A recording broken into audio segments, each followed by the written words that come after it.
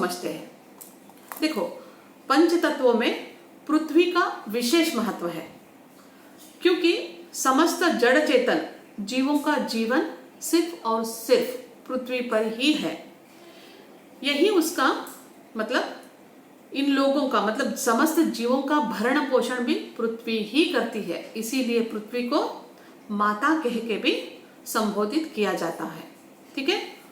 पृथ्वी का गुरुत्वाकर्षण का शक्ति का सभी जीवों पर बहुत ज्यादा प्रभाव होता है।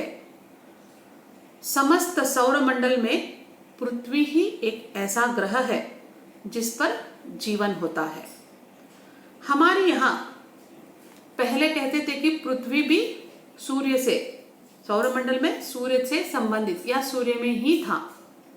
करोड़ों वर्षों के पहले सूर्य से छिटक कर ये पृथ्वी अलग हो गई।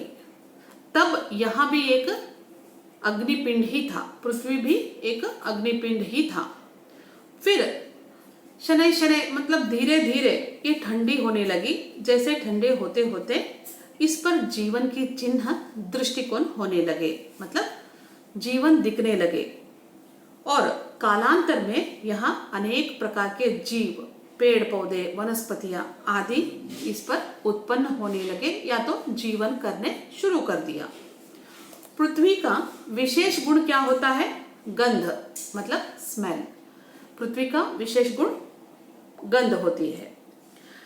इसीलिए आज भी जब कोई निर्माण कार्य किया जाता है तो सबसे पहले हमें क्या देखते हैं? हम कुछ भी निर्माण, मतलब घर के लिए, आप बिजनेस के लिए, व्यवसाय के लिए कुछ भी निर्माण खड़े करते हो, तभी पहले सबसे पहले हमको ये देखना जरूरी होता है कि आवास रहने के लिए भूमि योग्य है कि नहीं, इस पृथ्वी योग्य है या नहीं।